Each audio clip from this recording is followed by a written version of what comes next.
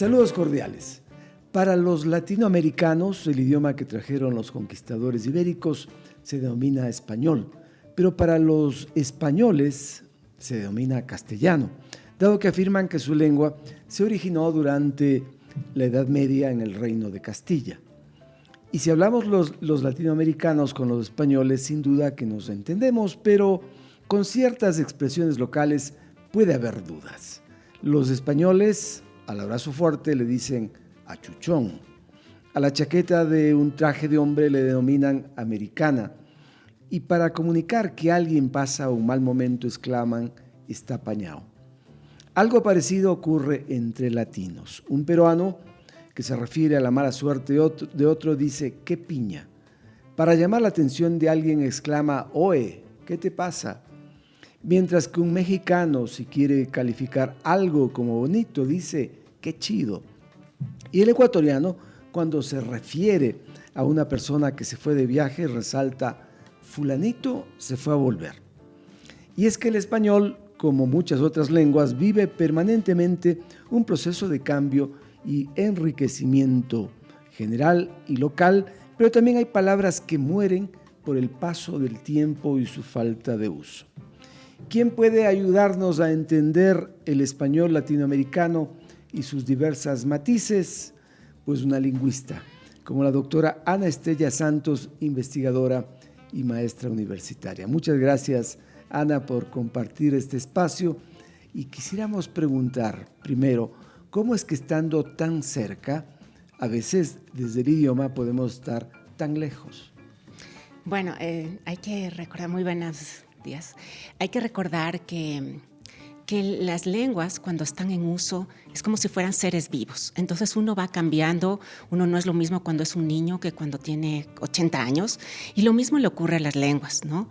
Y entonces eso es lo que está ocurriendo siempre con el español, siempre está en un proceso. Uh-huh. Y también cuando tenemos, cuestiones geográficas como un gran océano, una montaña, un río, hay diferencias entre un lado y otro de donde se habla. Entonces eso es muy interesante y eso explica por qué hay pequeñas y grandes diferencias, pero que no nos impiden entendernos entre nosotros, todos los que hablamos español o castellano. ¿En qué estado vino el castellano a América cuando la conquista? Bueno, justamente estaba en la época en la que se estaba consolidando, ¿ya? Porque el español ya empieza a ser realmente español a partir del siglo X, ¿no? Y va hasta el XV, ¿no? Entonces, en 1492, que fue un año tan importante, es cuando Nebrija hace la primera gramática, y es la primera gramática de una lengua latina, antes incluso que el francés, ¿no? También es la primera vez que se hace un diccionario, también lo hace Nebrija, aunque, bueno, no se sabe muy bien si es ese año o un año después, está un poco, eso no se sabe muy bien, pero es un diccionario español latín. Y entonces eso quiere decir que ya había como algo sobre lo que se podía trabajar. Una vez que hay gramática, no es que no hubiera gramática, pero una vez que se pone sobre el papel la gramática, es como, ya, aquí hay algo sobre, ¿no? Hay una serie de reglas, la gente lo puede seguir, ¿no? Y entonces eso es algo que es muy importante. Y en ese año fue cuando se estaba consolidando también la península ibérica, ¿no? Porque fue con el matrimonio de Isabel y Fernando, Aragón y Castilla se estaban consolidando. Y ahí, ¿no? Por cuestiones políticas, el castellano o español es el que primó.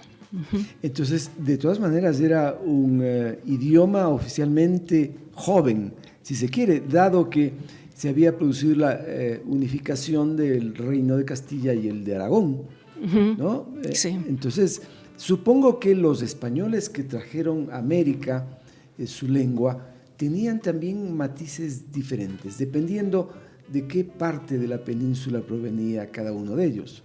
Claro que sí. Imaginemos que es Ecuador el que no sé, logra conquistar a otro, ¿no? Sería muy distinto. O México, sí, o Perú, o Colombia. Y vamos a imaginarnos que alguien de Esmeraldas, y pensemos con alguien de Quito, alguien de Cuenca, y entonces esas diferencias son las que también se van a expresar en el nuevo lugar. Y hay algo que se ha visto en las migraciones humanas, que la gente suele querer un sitio un poco parecido a de donde vinieron, aunque sea, dice, si estoy cerca del mar, me gustaría cerca del mar.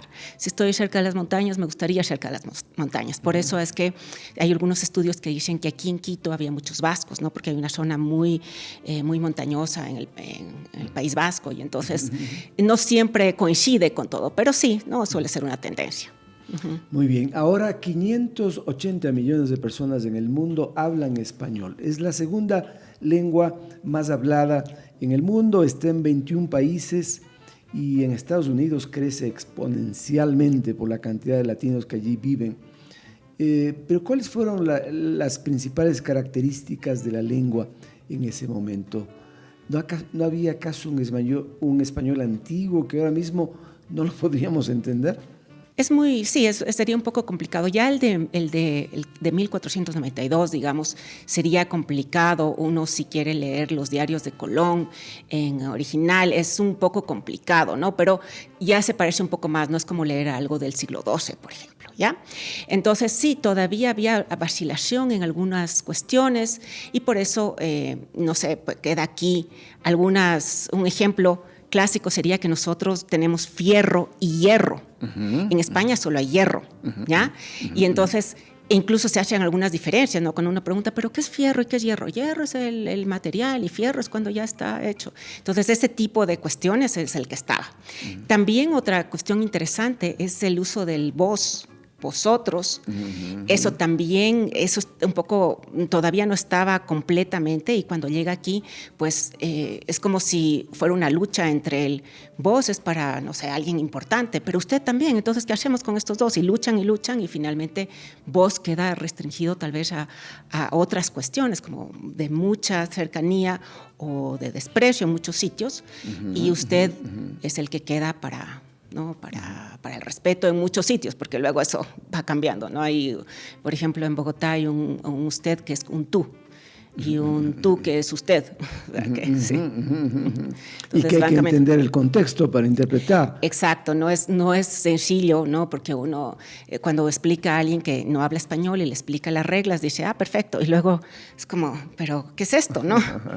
No y en Colombia el usted, así, muy frío, ¿en qué contexto ocurre? En Colombia el usted es como un tú, es decir, entre no en todo Colombia, ¿no? Pero por ejemplo en Bogotá, usted sería como para un amigo cercano y tú ya sería como un poco un amigo no tan cercano.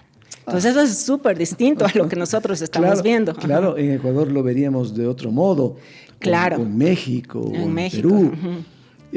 Hay palabras del español antiguo que se han ido perdiendo. Agora, que significaba ahora, o que sigue significando. Fembra, que significa mujer o hembra. Alcuñar, que significa nombrar o dar nombre, ¿no?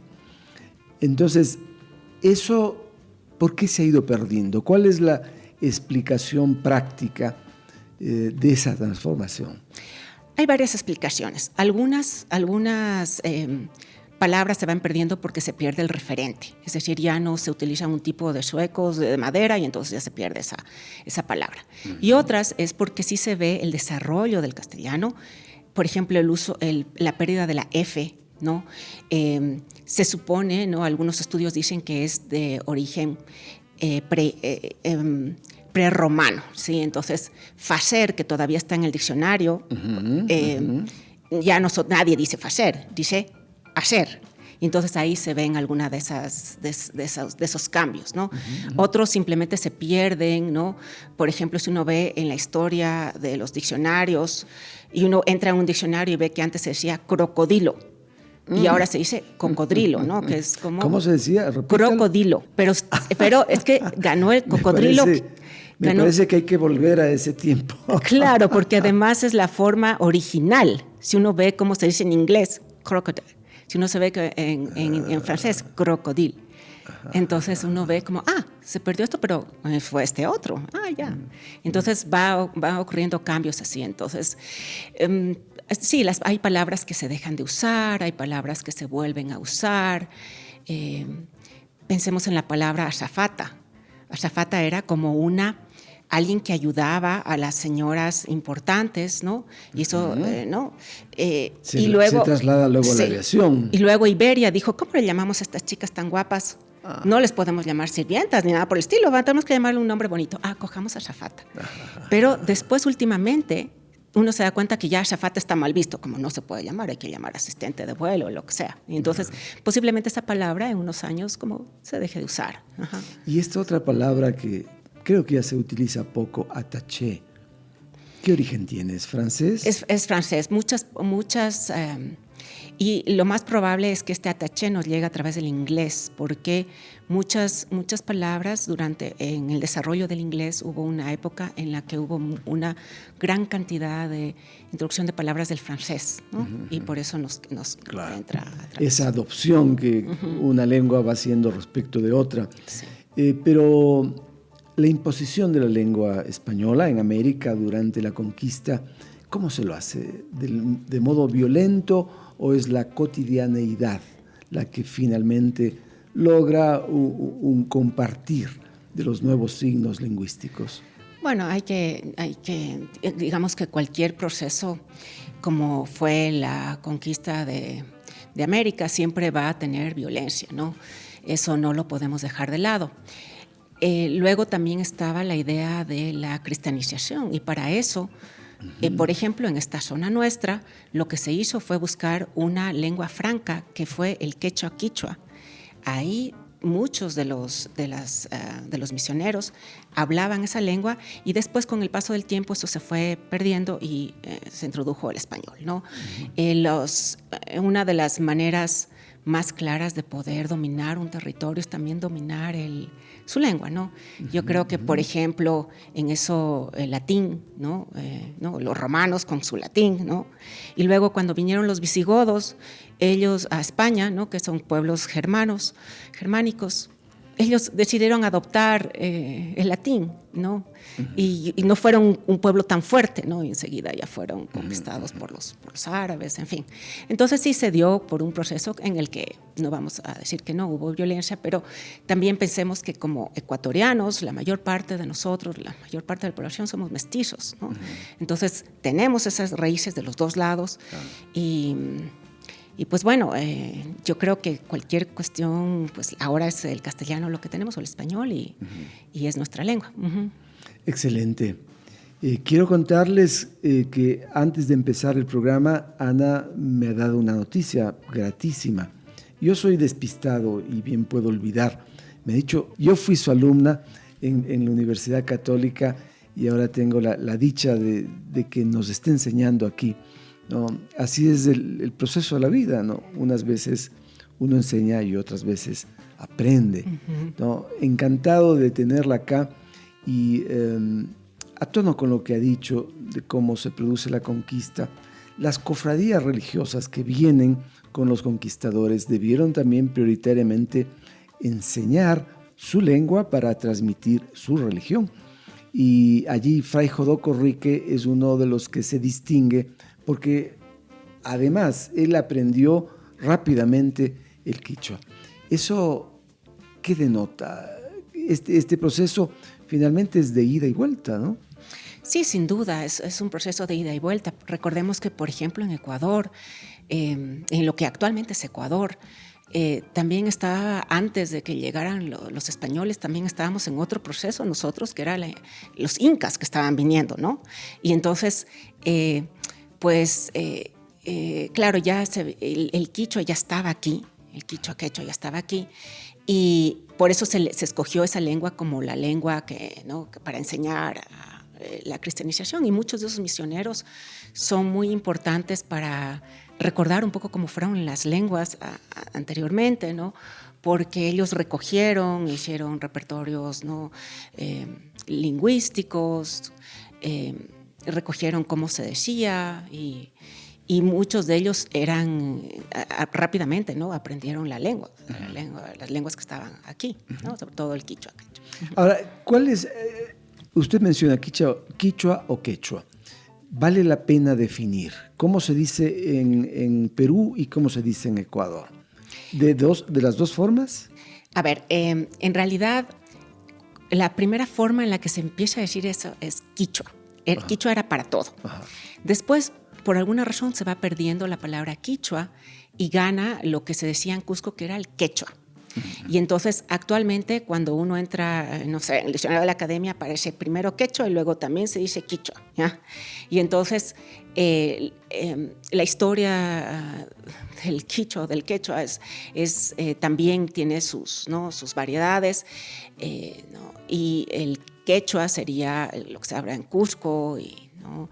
Y el quichua, la rama de lo que se habla en Quito, en Ecuador, sería más parecido, sería otra rama que es quichua. Entre ellos sí se pueden entender, pero no es tan claro, o sea, no se puede entender tanto, ¿no? Pero sí se pueden entender entre ellos. Entonces, digamos que es una lengua que también va a tener sus variedades y por eso la del Ecuador sí es quichua, pero digamos que la del Cusco y Perú es quechua. En una de sus investigaciones importantes menciona Ana que en el territorio ecuatoriano hay 13 lenguas nativas, ¿verdad? Numerosas, 13, algunas difíciles de pronunciarse, como el aguapit, chapalá, el safiqui, siapedé en la costa, ashuar, shuar, xiviar, baicoca, paicoca, zapara, en la región amazónica, quichua en la sierra. Estas lenguas viven un peligro de extinción, son lenguas que siguen vigentes. ¿Qué ha ocurrido con ellas a partir de la irrupción del español? Sí, son lenguas que viven en un peligro de ser olvidadas, que ya no se hablen, y eso es muy, muy, muy peligroso. Incluso el quichua, que es como la lengua mayoritaria, es cada vez uno se da cuenta, ¿no? Hay estudios de una lingüista, Marlene Abud, que ven que los abuelos hablaban, los padres hablaban menos y los nietos ya casi no hablan en algunas zonas, ¿no? ¿Son lenguas que se sienten perseguidas también? Sí, son lenguas que es como desde dentro y desde fuera. Desde dentro, para muchos hablantes dicen, ¿para qué le voy a enseñar a mi hijo si es que esto yo voy al banco, no puedo, voy a la universidad, no puedo hablar mi lengua?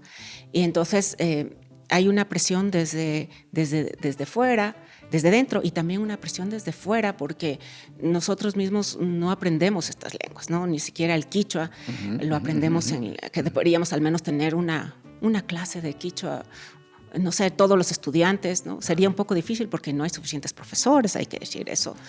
Entonces, pero bueno, como que sí deberíamos, digamos que un poco está entre la lengua mayoritaria, los que hablamos español, tenemos la responsabilidad de que estas lenguas no mueran, ¿no? Y eso es muy, muy complejo, ¿no? Entonces, hay trabajos, ¿no? Como le digo, de Marlene Abud, que han sido muy importantes porque ella también trabaja con las comunidades, como para que la gente se dé cuenta, a lo mejor no se puede ir al banco, pero es culturalmente importante, es maravilloso, mira lo que, ¿no?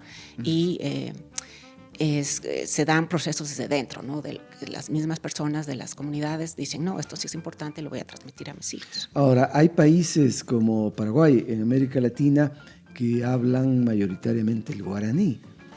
En ese caso, en el caso paraguayo, ¿por qué ha habido esa condición tan particular? ¿Han podido conservar hasta este tiempo en un número mayoritario? No sé exactamente cómo es el proceso del guaraní, pero definitivamente también tiene que ver con una actitud lingüística, es decir, ¿qué pienso yo de esta lengua? Y entonces yo voy a aprender una lengua porque es bonita, porque es útil, ¿no? Y esas son cuestiones que parecen una tontería, pero son muy importantes, ¿no? Y eso seguramente se dio un proceso así como es útil y además es una lengua que me suena bien y siento que es mía, ¿ya? Y entonces eso no ha ocurrido y se ha perdido además con el quichua, ¿no? Pensemos que antes sí, por ejemplo, Juan Leumera hablaba un quichua perfecto casi, ¿no? Y entonces había el autor clases de la altas. Letra del himno nacional del Ecuador. Exacto, entonces ellos tenían como sí las clases altas durante un tiempo en el Ecuador en las clases altas de la sierra hablaban, eran bilingües porque tenían sus nanas o sus niñeras que eran quichua hablantes, y entonces eso era importante. Había una estructura económica latifundista también, exacto, semifeudal, y allí el contacto era mayor. Las lenguas prehispanas, en su trabajo también menciona al tayán, ¿no? Una lengua que está al sur del Ecuador y norte del Perú, el chono, que está en algunos puntos de la costa ecuatoriana, el manteño, el huancavilca. ¿Estos finalmente se extinguieron? Sí, se extinguieron. Hay un trabajo muy interesante de otro lingüista, que es Jorge Gómez Rendón, que él está haciendo estudiando esas lenguas que se perdieron en la costa, y lo que él busca es, por ejemplo, en los topónimos, es decir, en los nombres de las ciudades o de los montes o de los ríos, cómo eso se podría, cómo se puede atisbar ahí que todavía queda algo. Pero sí, definitivamente se perdieron, no nos queda nada de eso. Quedan como escondidos, discretos. Exacto. Algunos términos que eran propios de las lenguas antiguas que se han ido perdiendo. Hablemos de localismos y variedades, ¿no? ¿Qué papel juegan los localismos en el español del Ecuador y en otros países de América Latina? En primer lugar, es como si cada uno pensara que esto solo se dice aquí, o esto es muy propio de lo que yo digo, y algunas palabras sí, otras no, otras uno ve que se dice en muchos sitios, ¿sí? Pero sí son importantes porque nos permiten decir, esto es como lo nuestro, ¿sí?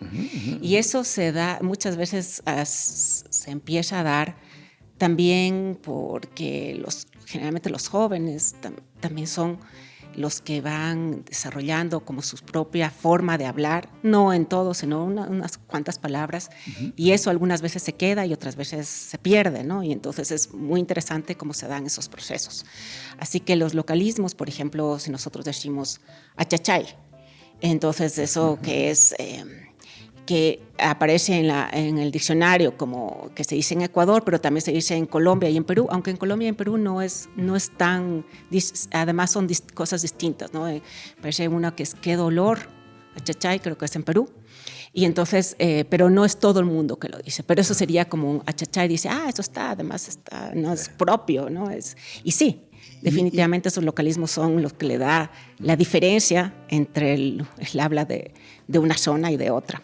Al parecer también en Bolivia se dice sí. achachay, así como se dice arrarray, ¿no? Para expresar desagrado, rechazo, y también algo que quema, ¿no? El fuego que hemos tenido en Quito en los días recientes, mucha gente habrá dicho arrarray. Son estas palabras que, sin embargo, de ser no dichas por mucha gente, allí están, ¿no? Han tenido perdurabilidad. ¿A qué se debe? ¿También al uso? Sí, hay ciertas palabras que, como interjecciones o palabras que sirven para denominar cuestiones que son tabú, o por ejemplo para denominar cuestiones que son de amistad, ¿no? Como se le dice al amigo se le puede decir de muchísimas maneras, ¿no? Y eso a veces se pierde y otras veces no subsiste. Entonces hay palabras que siempre se van a mantener, por ejemplo cama que no sabemos, es romana, cama, no sabemos exactamente dónde vino, o perro, ¿ya? Y esas son palabras que no van a cambiar porque no hay razón para que montaña no sea montaña. Pero, por ejemplo, amigo, que es una palabra que usamos tanto, puede ser pana o puede ser compa o mi parce o tantas otras cuestiones. Y sí, para ese tipo de palabras. Y hay palabras que son estables y otras que no son, ¿no? Es decir, a la estrella, ¿cómo le decimos de otra manera? Pues estrella, ya está. Ana, ¿cómo ha afectado la tecnología y las redes sociales al desarrollo o transformación de la lengua española, especialmente en esta América Latina que nos enfocamos por ahora? Bueno, por un lado vamos a tener muchas palabras que son del inglés y muchas no simplemente las vamos a adoptar tal como son, ¿no? Por ejemplo, mouse, ¿no? Sí. Y luego otras las vamos a adoptar de alguna manera con algún cambio, como chatear, ¿no? O escanear, que la gente dice. Creo que el español es un idioma muy fuerte y no hay que tener miedo de que porque lleguen tantas palabras del inglés nosotros acabemos hablando algo que no existe. Esa es un poco mi posición, aunque hay otras posiciones más alarmistas que dicen, Dios mío, con esto ya es el fin del español, ¿no? Pero incluso antes de la irrupción tecnológica ya habían palabras que estaban aquí habiendo sido adoptadas por nosotros. Por ejemplo, el guachimán, ¿no? Claro que sí. El hombre que observa, que vigila. Claro, el guachimán, que es una palabra que viene del inglés, ¿no? Que es de watchman, y que exactamente viene porque cuando los ingleses estaban haciendo las vías de tren, decían, este es el watchman, y la gente escuchaba, el watchman, ¿no? El guachimán, ¿no? Y en Ecuador se desarrolló a guachimanía, y yo he escuchado también guachimanitos y guachimana, o sea, la esposa y los hijos, ¿sí? Pero también se dice en Perú, ¿no? Incluso hay una novela de Vargas Llosa en la que tiene la palabra guachimán, y se dice también en Colombia, ¿ya? Entonces se ve que es por todo el sitio donde fue. Y es interesante porque hay una cuestión en lingüística que se llama la etimología popular, que quiere decir que yo creo de dónde viene esta palabra. Y entonces a los estudiantes se les pregunta y dice, esa viene del quichua. Dicen, no viene del quichua, disculpen, viene de... ¿no? Y uno les dice, taita, esa sí viene del quichua. No, esa viene del latín. Entonces, es esa etimología popular. Es muy interesante. Yo justamente estaba revisando para una clase y no sé si ustedes han escuchado que gringo viene de green go, ¿sí? Y que viene de la guerra de Vietnam, y uno ve muchísimas, sí. Gringo, vete, y uno lee eso y dice, sí, tiene todo, ¿no? Por eso se les llama a los gringos así. Pero si uno se va, no sé, a los diccionarios históricos, que es súper interesante, en el siglo XVIII ya estaba la palabra gringo y significaba algo así como extranjero. Entonces se ve que no viene de la guerra de Vietnam, sino que era de lo que se consideraba extranjero. Durante un tiempo como griego, ¿no? Como lo griego, como no entiendo nada, ¿no? Esta persona no la entiendo. Y luego viene, ¿no?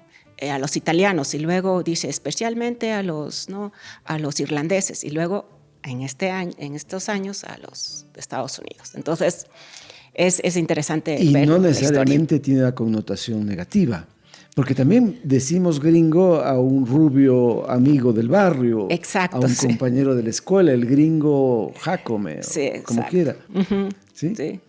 Entonces, depende del contexto y del uso.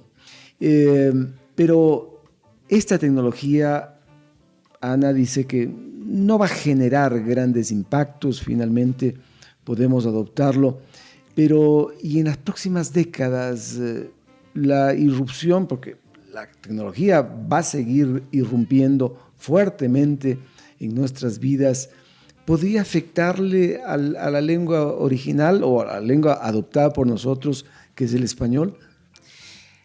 No, a ver, sí, en el léxico sí va a haber muchas palabras que se van a introducir. Luego, ya en otras cuestiones gramaticales, no sabemos muy bien cómo se va a desarrollar el español, porque lo que estamos hablando en realidad en lo de la tecnología es cómo entran estos términos del español, del inglés al español, ¿no? Es mucho más porque es sobre todo así. ¿Cómo se desarrollará el español en Estados Unidos, ¿no? Va a decir la gente, va a ser normal que la gente diga, vacúname la carpeta, límpiame la alfombra, o no va a ser normal, ¿ya? Entonces, yo, por un lado va a estar, pienso yo, el léxico restringido de estas cuestiones tecnológicas y que el español lo que suele hacer es simplemente adoptar, ¿sí? En otras lenguas, como el alemán, entonces ahí no, lo hacen de otra manera. El francés también procura como no adoptar de esa manera. ¿Y por qué el español es tan regalón en ese caso? Sí, pero el italiano también, el sueco también. O sea, quiero decir que sí, son tendencias que tienen las lenguas.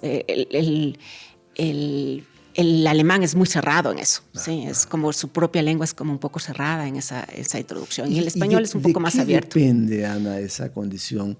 ¿Se debe quizá a una postura más abierta, a otras realidades? ¿Cuál es el significado interior que tiene esa adopción o no de términos ajenos? tal vez sí tiene que ver con algo que en lingüística se llama como lengua abierta y lengua cerrada, ¿no?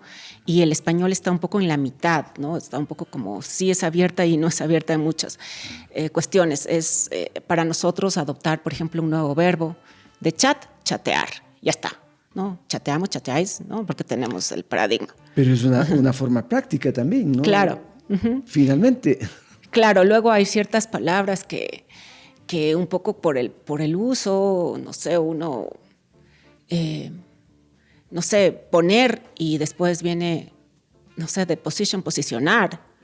Entonces, son palabras así, o por ejemplo, la palabra severo ya teníamos grave, y severo era estricto, pero por influencia del inglés, ahora severo también dice severos incendios, o sea, graves incendios, ¿no? Entonces, sí. O los flagelos, ¿ah? Sí. Por cierto, que se adopta como si fuera un incendio, ¿no? El flagelo, el incendio, pero en realidad flagelo viene de flagelar con algo a alguien. Sí, por un lado no hay que, claro, no hay que pensar que el español se va a perder por eso, pero por otro lado sí hay otras palabras más bonitas en el español, ¿para qué adoptar del inglés? Sí, también eso es cierto, ¿no?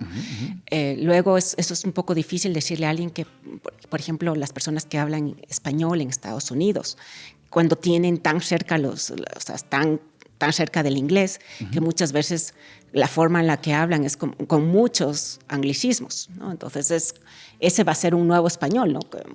Porque es un español que está creciendo, que sigue ahí, ¿no? Y también algo como que decíamos de la actitud lingüística. El inglés suena bien, suena cool, que dicen ahora los estudiantes, suena, ¿no?, como algo práctico y que está bien, y a lo mejor el español para muchos no suena de la misma manera. Ahora, hay países donde ciertas palabras son muy específicas de esos países. Yo quisiera citar a Argentina. Para llamar la atención o dirigirse a alguien, boludo, que es una forma de insulto o término afectivo, dependiendo del tono, ¿no? ¿Qué boludo? Se olvidó las llaves. O che, boluda, ¿cómo estás? Esos términos son absolutamente propios y así muchos más en el caso argentino. ¿Cuándo terminan estos términos nuevos siendo adaptados con nombre y apellido? Se da como un proceso, porque en el español de Argentina tienen muchos términos del italiano y sobre todo de la zona de Nápoles. Y entonces esos términos entran, y algunos, por ejemplo, el caso de mina, que también es muy propio, ¿no? Una mina en Argentina. Eso empieza a ser, no se sabe muy bien si es del italiano o es una creación que se da sobre todo en niveles de cárceles y así. Luego entra el tango, y entonces en el tango se vuelve ya como una palabra que se puede decir, y por influencia de eso va al resto de Latinoamérica. Aunque no se diga mina en todos los sitios, todo el mundo lo entiende y todo el mundo sabe lo que es una mina, ¿sí? Una chica. Y lo mismo va a ocurrir con esas otras palabras. Así que no siempre vamos a poder saber de dónde viene exactamente, pero en el proceso del español de Argentina está el italiano, ¿sí? Sin duda alguna. El laburo, que significa trabajo o empleo, ¿qué origen puede tener? Eso es claramente del italiano, ¿sí? Porque viene de laboro, que es trabajar, ¿sí? Porque laboro, y nosotros decimos de una manera, también podemos decir laborar, y de ahí vienen, vemos claramente, ¿no? Trabajar es algo que empieza mucho más tarde a decirse, ¿no?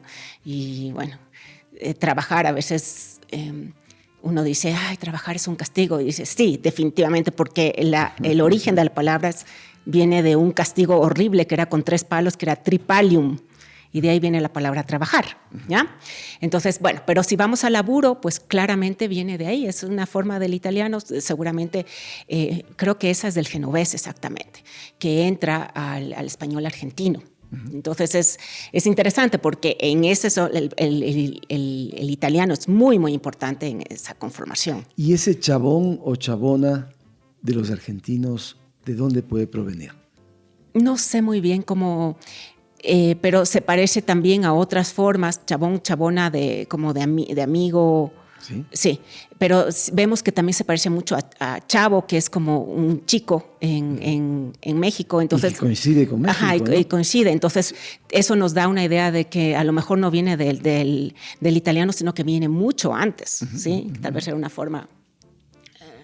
Y también está muy parecido a chamo. Entonces, todas esas tienen que estar de alguna manera unidas. Al chamo venezolano. Ajá. Pibe o piba. También. Que es tan popular también. Sí, esa. ¿Qué origen? Esa seguramente pibe, también tiene origen italiano y se dice también ahí, solo, ¿no? Ahí no vemos otras coincidencias en otros sitios, por lo tanto sí tiene un origen italiano. Al decir origen italiano, recordemos que el italiano en sí también es una lengua muy nueva y entonces cuando estamos diciendo italiano, a lo mejor habría que matizar un poco y que será genovés o algo por el estilo, porque realmente el italiano empieza en el siglo XX realmente a ser una lengua como más unificada. Hay una palabra común también en América Latina, chamba, pero que para los argentinos significa changa. Se parecen, ¿no? Fonéticamente así se escucha, pero ¿qué origen puede tener también? ¿Es esto italiano? No sé, a lo mejor chamba, una chamba. No sé si son dos palabras que se parecen y realmente no tienen tal vez el mismo origen, aunque parezcan lo mismo. No sé exactamente dónde vendrá. Esa fruta deliciosa que nos encanta en varios países de América Latina, el mango, en Argentina significa dinero. Estoy sin un solo mango. La relación de esa fruta con esta palabra, ¿tiene alguna condición real o...? Seguramente no. ¿A qué se debe? No, porque mango no es una fruta, el mango no es una fruta originaria de América. Entonces, mango habrá entrado después y seguramente será una palabra parecida, ¿no? Que significará a lo mejor moneda en alguna, no necesariamente. Yo creo que esa no tiene el mismo origen. ¿Qué significa el chamullero, Ana? El chamullero, no. ¿De dónde? Es argentino también. El que convence a alguien con halagos. Ese es el seguramente chamullero. Por la forma en la que está, seguramente viene del italiano. Yo he escuchado en el fútbol, ¿no? Hubo un incidente famoso que nosotros pudimos producir un documental sobre fútbol y racismo, donde alguien a quien entrevistamos nos dice: Agustín Delgado lo sacaron de quicios porque son chamulleros los jugadores argentinos, ¿no? Pueden hacerte perder la cabeza con la palabra, pero es muy típica de Argentina el chamullero. Y en Ecuador, hablemos de expresiones nuestras que son interesantes y que coinciden también con otros países. Bacán, ¿no? ¿Es esto solamente ecuatoriano? ¿Hemos escuchado en otros lugares? Parece ser que bacán viene del inglés, ¿no? Y se utiliza en varios sitios. Sí, es como bacán. Entonces, sí, parece ser que es una palabra que viene del inglés. No es, lo decimos aquí, pero también se dice bacano, bacán en otros sitios, como en Colombia. ¿Y el qué bestia? Sí, el qué bestia, que se ha perdido un poco, porque digamos que hay una generación en la que se dice qué bestia, pero hay otras, las nuevas generaciones no dicen qué bestia, lo dicen de otra manera, pero no dicen qué bestia. Pero sí, digamos que cuando es una forma de decir qué horror, qué increíble, qué magnífico. Y el chévere sería igual al bacán. El chévere sí de eso sí hay más estudios del chévere. El chévere parece ser que entra de alguna manera a través, algunos dicen, del italiano a Venezuela, porque también hubo mucha migración de italianos a Venezuela. Una migración importante. Y luego se empezó a decir más en Venezuela y luego dicen estos estudios que porque en un momento las telenovelas de Venezuela eran tan importantes, esas pasa a toda Latinoamérica y ahora chévere es algo que que yo escucho a mi hija de 11 años, dice, qué chévere, y digo, mira, se sigue diciendo. Y lo escuchamos en toda, ¿no? En muchas generaciones y en muchos sitios que no se restringe ni a Venezuela, ni se dice también en México, se dice en muchos sitios. Uh-huh. Y allí Ana plantea el tema, de nuevo, que tiene que ver también con los medios de comunicación y con los productos que allí se generan, las telenovelas. Y México supongo que ha podido influir mucho en los españoles de los diversos países a través de sus telenovelas y sus películas. ¿Qué de México tenemos en nuestro país, en Perú, en Colombia, que hayamos adoptado? Por ejemplo, hay algo que es un mexicanismo, que es gaveta para el auto. Eso es ¿no? Por ejemplo, eso. Actualmente hay unos estudios, hay muchos niños que uno ve, niño de 5 años, de 6 años, y dice, este niño, ¿por qué habla como mexicano? Y es por los youtubers. Claro. Entonces va a haber toda una generación que empiece a hablar como mexicano, como mexicanos por los youtubers. Luego otras palabras que nosotros sabemos, ¿no? No sé, que se dicen, alguna palabra un poco más, por ejemplo, taxismo empieza también en México, ¿no? Esas son palabras como un poco más recientes que empiezan en México y luego no es que se expandan totalmente, pero se dicen, ¿no? Es muy importante el español de México. Yo no sé ahora cuál va a ser el resultado de estos niños que son de Guayaquil o que son de Quito o que son de Cuenca y tienen 5, 6, 7 años y están hablando como mexicanos. No sabemos cuál va a ser después su proceso. Sí. Uh-huh. Sí. Yo recuerdo hace algunos años atrás un director de noticias, guayaquileño él, me decía, los quiteños hablan como mexicanos. Y no lograba entender. Yo le decía, son las telenovelas, porque además en ese tiempo estaban mucho más en boga las telenovelas mexicanas, ¿no? Ese influjo es increíble. Y una palabra que no sé si en otros países de América Latina se repite, una expresión para decir, por supuesto, definitivamente, de ley, ¿no? ¿Este es un término antiguo o es más o menos nuevo en nuestro medio, en Ecuador? Es más o menos nuevo, ¿no? Yo diría que para decir como sí, sin duda, no, es más o menos empieza en el siglo XX. Se dice en otros sitios, aunque no de la misma, no con la misma extensión.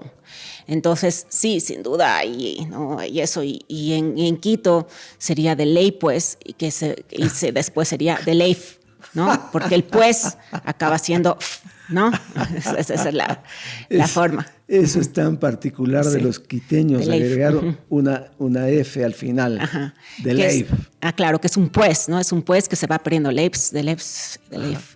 Ahora, Ana Estrella en su vida sí ha dicho de ley, ¿o no? O por supuesto que he dicho de ley. No sé si he dicho de ley, pero de ley, por supuesto. Ahora, no sé si ha dicho Ana Estrella, ¡juepucha! ¿No? Me imagino cuando estoy conduciendo y entra un bus. Yo a esa frase la estimaba como grosera, pero no es en el fondo, significa vaya, así, ¡juepucha! Sí. Estas palabras nuestras son temporales, estas expresiones pueden perderse fácilmente si no son acunadas, acogidas en la lengua española como tal, dado que hay una academia que también hace su papel y no sé cuánto finalmente pese. Bueno, sobre todo los insultos o, por ejemplo, las cuestiones para llamar a cuestiones que son tabú generalmente se van perdiendo, ¿no? A lo mejor lo que era insulto antes ya no se siente como insulto. Hay algunas que siguen siendo insultos, ¿no? Pero sí hay algunas palabras que se van a ir perdiendo. Aparecen en un momento dado y uno no sabe, digamos, por esto de la tecnología hay un término que no es tabú, pero que yo me imagino que se acabará perdiendo, pero que los jóvenes lo siguen diciendo, F, ¿no? F, que es como para decir, viene de un juego, ¿no? De un juego en el que había un personaje en el juego que murió y la gente aplastaba F. Y entonces ahí la gente, los jóvenes dicen, cuando algo malo ocurre, dicen, ay, F. Y entonces eso no, yo creo que no va a subsistir, aunque ahora los jóvenes lo dicen. Y va a haber como formas y formas, ¿no? de ir...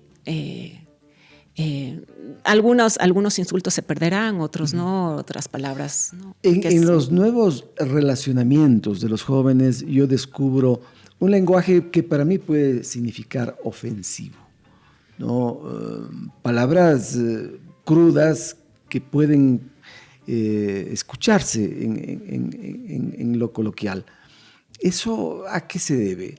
¿Es un dejar ausente una visión moral del uso del lenguaje o son nuevos enfoques?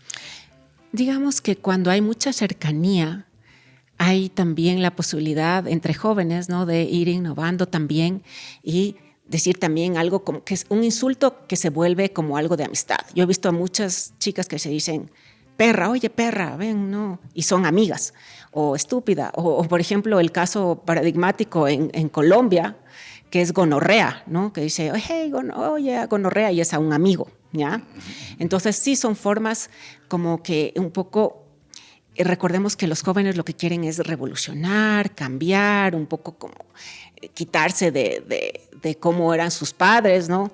Y sería eso, una nueva forma de relacionarse, ¿no? Y que puede ser también un momento de moda de ese tipo de relación, porque van cambiando los parámetros también. Sí, es un momento. Algunas veces yo a los estudiantes les digo, este es un momento, ya cuando se acabe la universidad, tengan unos 22, 23 años, en el futuro, que creen que sus hijos no le van a decir, ay, qué horrible, como dices, full. Sí, ay, qué anticuado. Entonces, digamos que va a ser la forma de hablar de una generación, ¿no? Entonces, no necesariamente eso va a cambiar el español en sí, sino que también va a ser representativo de esa generación. ¿Es posible imaginar el futuro del español en América Latina, particularmente en Ecuador? Sí, yo pienso que actualmente lo que está ocurriendo es que en algunas cuestiones vamos a tener más del inglés, ¿no? Vamos a tener un poco más del inglés, pero yo pienso que otras formas, ¿no? Que son como muy propias siguen, y que se siguen dando, ¿no? Hay una forma muy propia que es dame pasando, ¿no? Dame pasando el reloj, ¿no? Que se dice en la sierra del Ecuador. Sí. Eso no parece ser que se vaya a perder. O sea, ¿Es, que sí es en general en toda la sierra o es particularmente en Quito? No, es de toda la sierra del Ecuador. Es de toda la sierra. Sí, entonces, por ejemplo, esa forma es muy particular del Ecuador. Más que el léxico, hay otra forma que es como... Perdón, muy particular y muy antigua también, ¿no? Sí, esa es el origen, es la confluencia mutua entre el quichua y el español. No es que exactamente esa forma se diga en el quichua, sino que la confluencia de los dos fue dando esto, ¿no?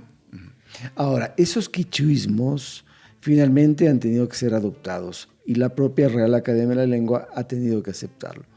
¿Es por el uso frecuente de los mismos o porque tienen otras connotaciones? Sí, cuando en lo de la Real, cómo entran las palabras en el diccionario de la Academia, es porque el uso es tan fuerte que ya hay que ponerlas. Pero hay que decir que ya desde 1492 aparece el primer indigenismo, bueno, llamado indigenismo, con la palabra canoa, que viene del taíno. O sea que desde el inicio de los tiempos ya se veía esta unión. Y por supuesto los quichuismos que hay, pues entre muchas otras cuestiones, palta, mismo achachay, no sé, hay muchas otras palabras que están incluidas en el diccionario porque son usadas. Hay una palabra que está en varios países, guagua, ¿no? ¿Eso es un quichuismo también? Sí, guagua es un quichuismo, pero que significa niño, pero no hay que confundirlo con el guagua de Cuba, que significa autobús. Que es el autobús. Sí, y tienen dos orígenes distintos. El uno quichua y el otro es de onomatopeico, de wow, ¿no? Como cuando uno está pitando, ¿no?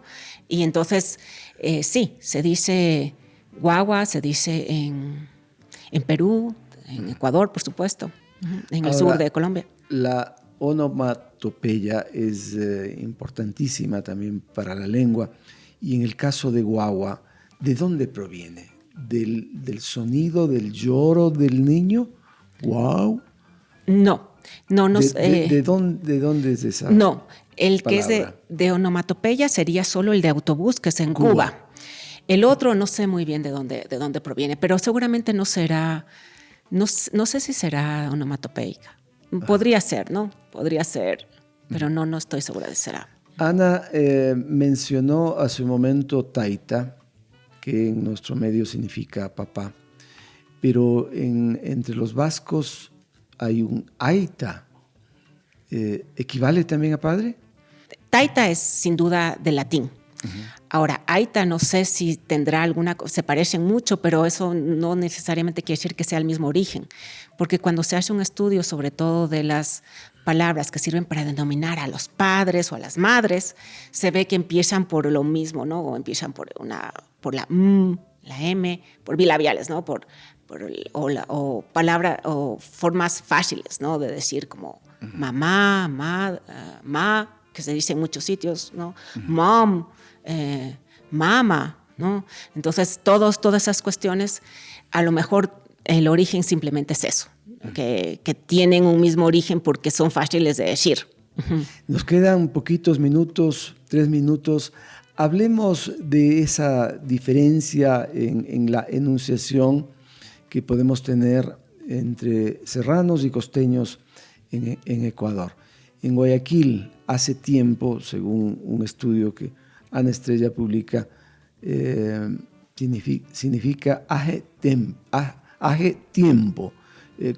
¿Qué es lo que debemos distinguir? ¿A qué se debe esa entonación diversa? Sobre eso hay algunas cuestiones que se dicen, ¿no? Puede ser justamente por qué español vino a las costas y qué español vino a las sierras, ¿no? Por eso es que el español de la sierra y de Quito, por ejemplo, se parece tanto al México DF, ¿sí? Que por eso nos hablamos como mexicanos, pero de esa zona. Entonces, sí, lo que se ha visto es que en las costas de todo el ámbito donde se habla español, hay una tendencia a aspirar o a no decir la S o la D, ¿sí? Intervocálicas, ¿sí? O finales. Entonces, por eso dice ejo, ¿no?